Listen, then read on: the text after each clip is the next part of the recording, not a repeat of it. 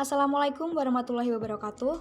Pada kesempatan kali ini saya akan menjelaskan beberapa materi terkait mata kuliah akuntansi UMKM berbasis teknologi untuk melengkapi tugas akhir saya.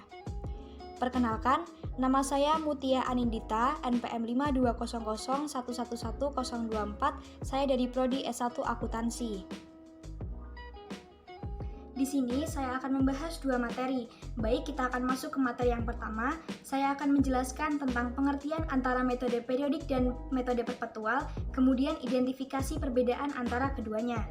Pencatatan metode periodik adalah pencatatan yang dilakukan dengan cara yang lebih mudah dan sederhana. Metode ini, pencatatannya atas pembelian dan penjualan dibedakan satu sama lain. Kemudian metode ini, pembukuannya dihitung di akhir periode. Kemudian, untuk metode perpetual adalah metode yang pencatatannya dilakukan secara terus-menerus dan setiap waktu. Metode ini sering kita sebut juga sebagai metode buku, yaitu sistem di mana setiap persediaan yang masuk dan yang keluar dicatat ke dalam pembukuan. Kemudian, apa sih perbedaan yang terlihat dari dua metode tersebut? Yang pertama yaitu perpetual mencatat aktivitas keluar masuk persediaan dan HPP ketika penjualan, sedangkan metode periodik tidak. Kemudian kita lihat dari segi penjurnalannya.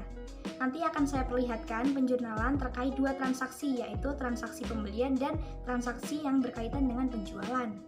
Untuk memudahkan dalam penulisan akun penjurnalan, kita harus mengetahui terlebih dahulu teman-teman terkait cara menghitung dan akun-akun apa saja yang menjadi komponen dari HPP atau harga pokok penjualan. Ini dia isi dari akun-akun HPP teman-teman. Kemudian, akun-akun yang menjadi komponen HPP tadi akan muncul di penjurnalan yang akan kita bahas. Baik, di sini ada transaksi yang berkaitan dengan pembelian, di sebelah kiri adalah metode periodik dan di sebelah kanan adalah metode perpetual. Kita mulai dari metode periodik, jadi untuk metode ini akun HPP semuanya mandiri alias melaporkan dirinya sendiri, yaitu benar-benar sama akun yang dicatat dengan transaksinya. Contohnya, transaksi pembelian tunai, maka di debit pembelian dan di kreditnya adalah kas. Untuk metode yang perpetual ini masih sama transaksinya, tapi berbeda pencatatannya, yaitu akan dicatat sebagai persediaan barang dagang. Kita analisis, maka hasilnya adalah debit masuk ke persediaan barang dagang, kemudian kreditnya adalah kas. Kemudian kita masuk ke transaksi yang berkaitan dengan penjualan. Untuk metode periodik masih sama, yaitu menggunakan akun asli, contoh transaksinya adalah penjualan, maka debitnya adalah kas atau piutang dan kreditnya adalah penjualan.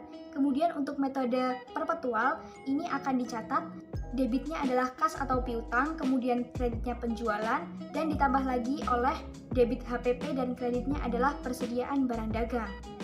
Di antara dua metode tadi memiliki keunggulan masing-masing teman-teman. Untuk perpetual, kita bisa mengetahui posisi nilai persediaan itu kapan saja, karena ia selalu dibukukan atau dijurnalkan setiap ada aktivitas keluar masuk transaksi. Kemudian, untuk metode yang kedua, yaitu periodik, pencatatannya hanya dilakukan saat pembelian dan pencatatan HPP ini dilakukan saat nanti di akhir periode yang ditentukan, sehingga lebih cepat dalam membukukannya. Baik, sekarang kita masuk ke materi yang kedua, yaitu membahas tentang siklus akuntansi. Saya akan membahas tentang pengertiannya terlebih dahulu, kemudian nanti akan membahas tahap-tahap dari siklus akuntansinya. Apa itu siklus akuntansi? Kemudian kapan siklus akuntansi itu dimulai dan tujuannya apa sih dari siklus akuntansi itu? Baik, di sini saya akan jelaskan secara khusus. Siklus akuntansi ini diartikan sebagai proses berulang untuk melakukan identifikasi, analisis, dan merekam setiap kegiatan akuntansi. Proses ini dilakukan dimulai dari transaksi hingga di tahap penyajian laporan. Kemudian dilakukan dalam waktu satu periode. Untuk umumnya, satu periode ini adalah 1 tahun atau 12 bulan. Tujuannya untuk menyediakan informasi yang bermanfaat dalam guna pengambilan suatu keputusan di suatu perusahaan tersebut. Kemudian, kita akan masuk ke tahap-tahap siklus akuntansi. Di sini ada 9 tahap. Yang pertama yaitu transaksi. Jadi, kita diharuskan untuk menganalisis terlebih dahulu transaksi-transaksi yang berada di periode ini, seperti berapa perlengkapan yang sudah terpakai, kemudian berapa penyusutan yang terjadi, dan lain sebagainya. Untuk itu, kita memerlukan bukti transaksi dari kwitansi, faktur, ataupun nota. Setelah menganalisis transaksi, kemudian kita masuk ke jurnal umum atau jurnal khusus. Setelah semua transaksi sudah terjadi dan bukti transaksinya sudah tersedia, maka kita akan mencatat transaksi tersebut ke dalam jurnal perusahaan dengan harus dipentingkan yaitu urutan kronologis dan debit kreditnya harus balance atau seimbang. Kemudian, jika sudah selesai melakukan penjurnalan, kita lakukan selanjutnya adalah posting ke buku besar. Buku besar ini isinya adalah kumpulan rekening atau akun. Seperti contohnya akun kas, nanti akan dikumpulkan menjadi akun kas semuanya. Kemudian pembelian, semuanya nanti juga akan pembelian. Dan fungsinya ini adalah akan lebih jelas, terlihat jelas dari masing-masing akun. Kemudian, langkah yang keempat adalah daftar saldo yang sudah ada di buku besar tadi kita gunakan untuk menyusun neraca saldo. Neraca saldo ini berisikan daftar saldo dari masing-masing rekening pada buku besar di periode tertentu. Untuk penulisannya harus sesuai dengan saldo yang ada di buku besar, debit kreditnya harus balance atau seimbang. Setelah membuat neraca saldo, langkah yang kelima adalah menyusun jurnal penyesuaian. Fungsi dari jurnal penyesuaian ini adalah menyesuaikan akun-akun yang belum tercatat, kita catat ulang di jurnal penyesuaian ini. Langkah keenam, kita menyusun kertas kerja 10 lembar atau biasa kita sebut sebagai neraca lajur atau worksheet. Fungsinya yaitu mempermudah kita dalam pembuatan laporan keuangan nantinya. Untuk isi dari neraca lajur ini adalah 2 kolom debit kredit neraca, kemudian 2 kolom debit kredit jurnal penyesuaian, kemudian 2 kolom debit kredit neraca saldo setelah penyesuaian, kemudian 2 kolom debit kredit laba rugi, dan 2 kolom debit kredit neraca.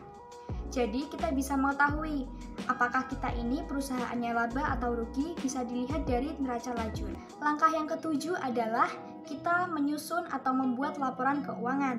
Isinya yaitu laporan laba rugi, kemudian laporan perubahan ekuitas atau perubahan modal, kemudian laporan arus kas, dan yang terakhir adalah laporan neraca. Kemudian, jika sudah membuat laporan keuangan, langkah selanjutnya yaitu langkah yang ke-8, yaitu kita menyusun jurnal penutup. Fungsinya untuk menutup akun-akun nominal karena akun ini sudah berhenti di periode tahun tersebut. Kita masuk ke tahap yang terakhir, yaitu tahap ke-9, yaitu kita menyusun neraca saldo setelah penutupan, yang bentukannya ini hampir mirip atau hampir sama seperti neraca saldo sebelumnya. Yang membedakan yaitu di neraca saldo setelah penutupan ini sudah tidak muncul lagi akun nominal, jadi hanya akun real saja. Setelah selesai semua siklus akuntansi kita dari tahap 1 sampai tahap ke-9 berlangsung, maka ini akan berputar kembali di periode-periode berikutnya. Sekian pembahasan yang bisa saya sampaikan mengenai perbedaan antara metode perpetual dan periodik, kemudian mengenai siklus akuntansi. Mohon maaf bila ada salah kata, semoga bermanfaat bagi kita semua. Wassalamualaikum warahmatullahi wabarakatuh. Terima kasih.